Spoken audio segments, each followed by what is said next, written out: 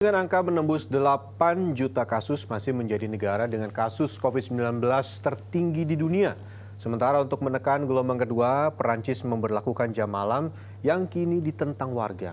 Di Indonesia, setelah menyalip Filipina dengan menjadi negara dengan kasus positif COVID-19 tertinggi di Asia Tenggara, gelombang pertama COVID-19 belum juga berakhir. Jumlah kasus positif COVID-19 di Amerika Serikat telah menembus angka 8 juta kasus Jumat waktu setempat. Berdasarkan data University of Johns Hopkins, angka ini membuat Amerika menjadi negara dengan kasus COVID-19 tertinggi di dunia.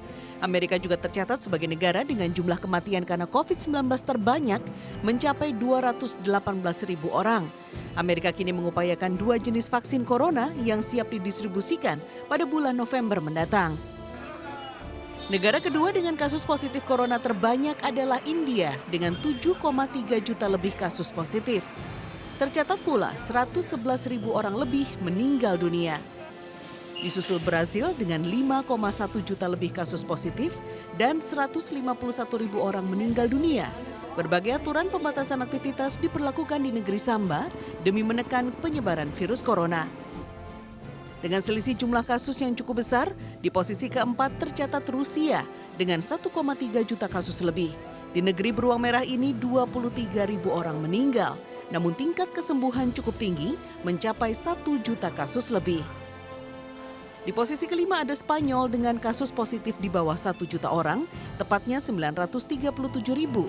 Namun tingkat kematian pasien jauh lebih tinggi dibandingkan Rusia, mencapai 33.000 orang. Lalu, apa sebenarnya indikator keberhasilan sebuah negara mengatasi pandemi ini? Bisakah angka kematian atau kesembuhan yang menjadi tolok ukurnya? Di dalam dashboardnya, WHO atau WHO tidak mencantumkan angka kesembuhan sebagai indikator. Mungkin data yang ada diambil dari Worldometer.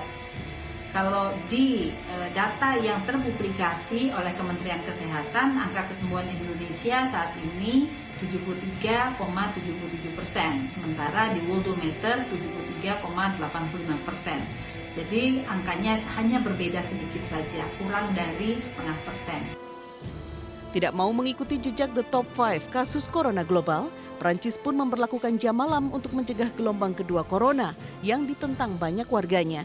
Di Paris misalnya, warga menyayangkan larangan ini karena akan sangat membatasi aktivitas penduduk.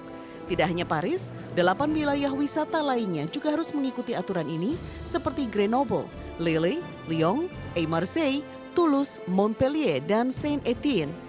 Kebijakan jam malam ini akan diberlakukan setidaknya hingga 1 Desember mendatang karena rata-rata penambahan kasus mencapai 30.000 lebih dalam satu hari.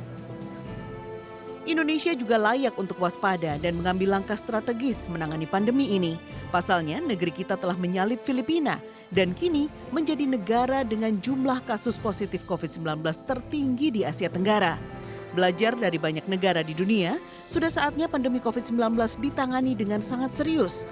Kebijakan, pelaksanaan protokol kesehatan, hingga penindakan setiap pelanggarannya tidak lagi bisa dilakukan dengan banyak permakluman hingga memunculkan kesan main-main. Kedisiplinan semua pihak menjadi kunci utama bagi penanganan pandemi penyakit ini. Tim Liputan Trans 7. Seperti apa sulitnya merawat seisi area Gelora Bung Karno? Saksikan segmen Sehari Menjadi usai jeda berikut.